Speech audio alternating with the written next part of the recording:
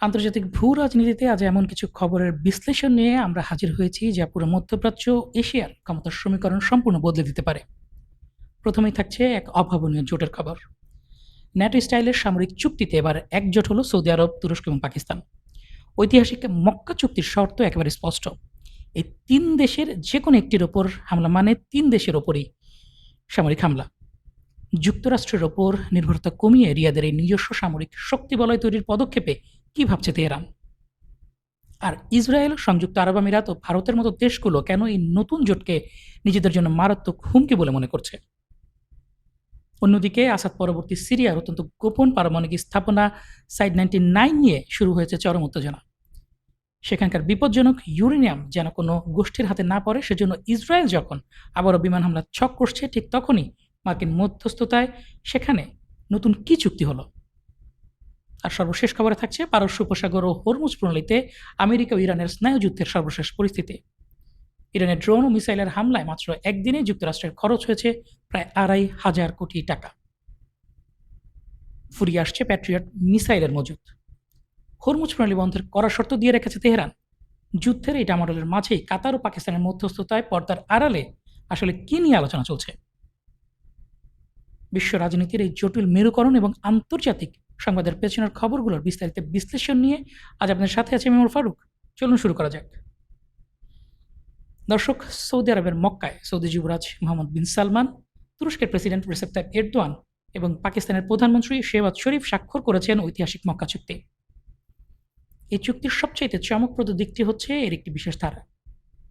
ন্যাটোর আর্টিকেল 5 এর মতো এতে স্পষ্ট বলা হয়েছে এই তিন দেশের যে কোনো একটির ওপর সশস্ত্র আক্রমণ হলে তিন দেশের ওপরই আক্রমণ হিসেবে গণ্য করা হবে। অর্থাৎ সৌদির ওপর হামলা হলে তুরস্ক ও পাকিস্তান হাত গুটিয়ে বসে থাকবে না।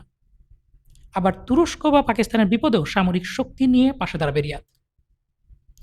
বিশ্লেষকরা বলছেন এটি শুধুমাত্র একটি চুক্তি নয়, বরং তুরস্কের আধুনিক সমরাস্ত্র প্রযুক্তি, পাকিস্তানের সামরিক অভিজ্ঞতা এবং সৌদি আরবের বিশাল অর্থনীতির এক অভাবনীয় সমন্বয়। দীর্ঘদিন যুক্তরাষ্ট্রের ওপর নিরাপত্তার জন্য নির্ভর করার পর এবার নিজেদের পায়ে দাঁড়াতে চাইছে রিয়াদ। এটি মূলত বাইরের শক্তির ওপর নির্ভরতা কমিয়ে একটি নিজস্ব শক্তিশালী নিরাপত্তা বলয় তৈরির সুদূরপ্রসারী পদক্ষেপ। চুক্তি স্বাক্ষরের পরপরই কড়া প্রতিক্রিয়া জানিয়েছে তেহরান। ইরানের পার্লামেন্টের জাতীয় নিরাপত্তা কমিটির সদস্য ইব্রাহিম রেজাই সৌদি আরবকে চরম খোঁচা দিয়ে বলেছেন, তুরস্ক ও পাকিস্তানের সঙ্গে এই চুক্তি কাগজে চুক্তি সৌদিকে কোনো নিরাপত্তা দেবে না।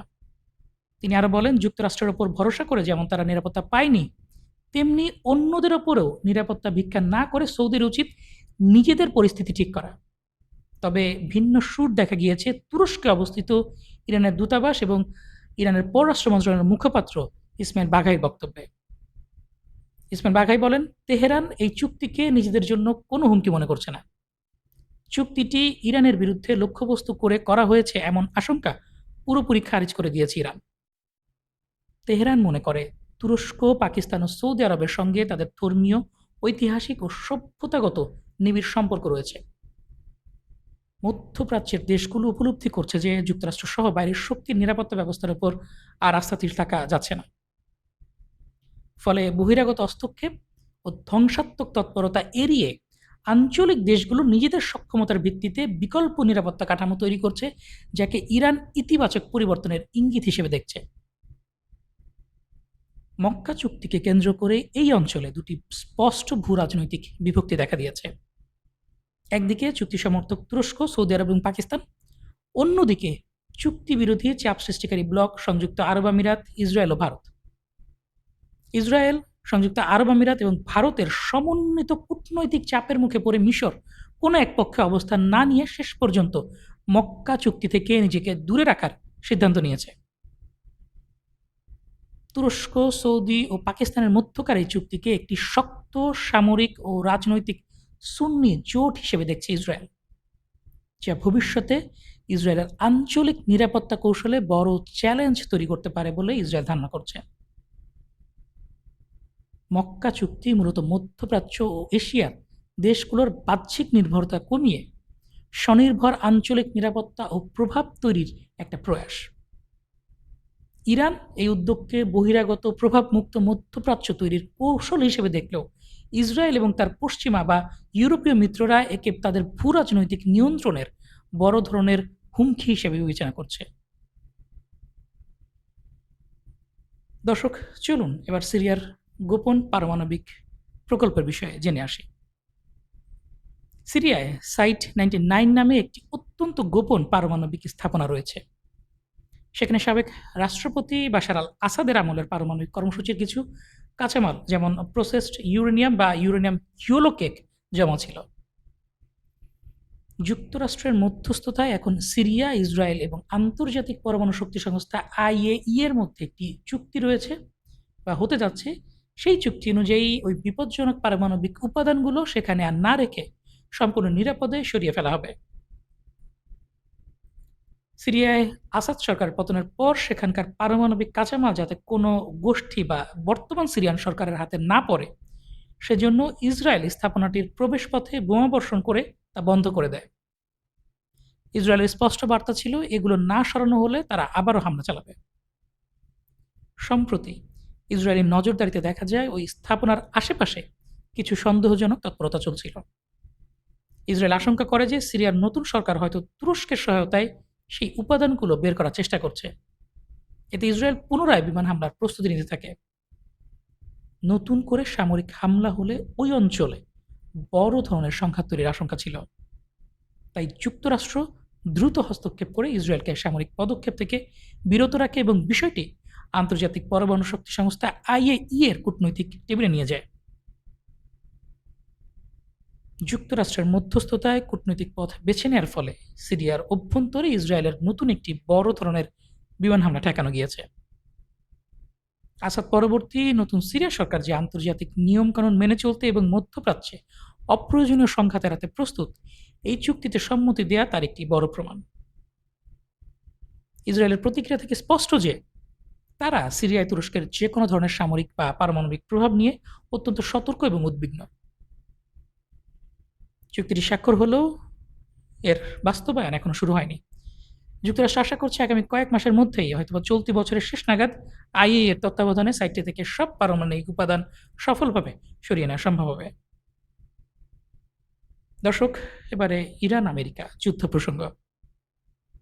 পারস্য উপসাগর ও হরমুজ প্রণালীকে কেন্দ্র করে আমেরিকা ও ইরানের সামরিক সংঘাত এখন আন্তর্জাতিক রাজনীতির অন্যতম প্রধান আলোচনার বিষয়। একদিকে সামরিক লড়াই ও বিপুল আর্থিক ক্ষয়ক্ষতি, অন্যদিকে পর্দার আড়ালে চলা কূটনৈতিক আলোচনা, সব মিলিয়ে পরিস্থিতি দ্রুত পরিবর্তন হচ্ছে। সম্প্রতি জর্ডানে অবস্থিত মার্কিন ঘাঁটিতে ইরানের ড্রোন ও ক্ষেপণাস্ত্র হামলায় আমেরিকার আকাশ প্রতিরক্ষা ব্যবস্থা ব্যাপক চাপের মুখে পড়ে। মাত্র একদিনে প্রায় 50টি প্যাট্রিয়ট মিসাইল ছুটতে গিয়ে মার্কিন বাহিনীর খরচ হয় প্রায় $2 বিলিয়ন, বাংলাদেশি টাকায় 2,450 কোটি টাকা। টানা সংঘর্ষে আমেরিকা ইতিমধ্যে 1,500-ও বেশি প্যাট্রিয়ট মিসাইল ব্যবহার করেছে, যার বিপরীতে তাদের বার্ষিক উৎপাদন ক্ষমতা মাত্র 600টি। ফলে প্যাট্রিয়ট মিসাইলের সামরিক মজুদ আশঙ্কাজনকভাবে কমে এসেছে। বিশ্ব জ্বালানি সরবরাহের অন্যতম প্রধান পথ হরমুজ প্রণালী বর্তমানে উত্তপ্ত। ইরানের সুপ্রিম ন্যাশনাল সিকিউরিটি কাউন্সিলের সচিব জেনারেল মোহসিন রেজাই জানিয়েছেন, আমেরিকা তাদের শর্ত না মেনে নেওয়া পর্যন্ত এই প্রণালী বন্ধই থাকবে। তেহরানের মূল শর্তগুলো অত্যন্ত কঠিন: মার্কিন নৌ অবরোধ প্রত্যাহার, ইরানকে আর্থিক ক্ষতিপূরণ প্রদান, এই অঞ্চল থেকে মার্কিন সেনা কমিয়ে ফেলা এবং ইরানের ওপর নিষেধাজ্ঞা যেগুলো দেয়া হয়েছে তা তুলে নেওয়া। ইরানের প্রতিবেদনে বলা হয়েছে, প্রেসিডেন্ট ট্রাম্প নতুন পারমাণবিক চুক্তি ছাড়াই কেবল হরমুজ প্রণালী পুরোপুরি খুলে দেওয়ার শর্তে যুদ্ধে বন্ধে রাজি হতে পারেন। শুধু ইরান নয়, মার্কিন যুক্তরাষ্ট্রের সংবাদ মাধ্যমগুলো ট্রাম্পের এই পরিস্থিতির কথা বর্ণনা করছেন। এই যখন অবস্থা, তখন মার্কিন প্রেসিডেন্ট ডোনাল্ড ট্রাম্প দাবি করেছেন তার পূর্ববর্তী পদক্ষেপের কারণে ইরান পারমাণবিক অস্ত্র তৈরি করতে পারেনি। এই উত্তপ্ত পরিস্থিতির মধ্যে কেনিয়াস্থ ইরানি দূতাবাস ট্রাম্পের গলফ খেলার সময় মিসাইল ডিফেন্স সিস্টেম ব্যবহারের ছবি নিয়ে মন্তব্য করেছে। একদিকে আমেরিকার প্রেসিডেন্ট অতিরিক্ত নিরাপত্তা বেষ্টনী নিয়ে চলাচল করছেন, অন্যদিকে ইরানি নেতারা জীবনের ঝুঁকি নিয়েও মাঠ পর্যায়ে দায়িত্ব পালন করে যাচ্ছেন। যদিও যুদ্ধক্ষেত্রে উত্তপ্ত থাকলেও স্থায়ী সমাধানের পথ খুঁজছে দুই পক্ষই। কাতার ও পাকিস্তানের মধ্যস্থতায় আমেরিকা ও ইরানের মধ্যে আলোচনা ইতিবাচক দিকে এগোচ্ছে বলে ব্লুমবার্গ সূত্রে জানা গিয়েছে। সম্প্রতি পাকিস্তানের স্বরাষ্ট্রমন্ত্রী মহসিন নাকভি তেহরানের ইরানের প্রেসিডেন্ট মাসুদ পেজেশকিয়ানের সঙ্গে সাক্ষাৎ করে দ্বিপাক্ষিক বার্তা পৌঁছে দিয়েছেন। সামরিক সংঘাত যত দীর্ঘ ও ব্যয়বহুল হচ্ছে, উভয় পক্ষই তত বেশি আলোচনার টেবিলে সমাধানের দিকে ঝুঁকে পড়ছে। দর্শক, এই ছিল আমাদের আজকের সর্বশেষ সংবাদ। পরবর্তী সংবাদ দেখার আমন্ত্রণ জানিয়ে বিদায় নিচ্ছি। আল্লাহ হাফেজ। আসসালামু আলাইকুম।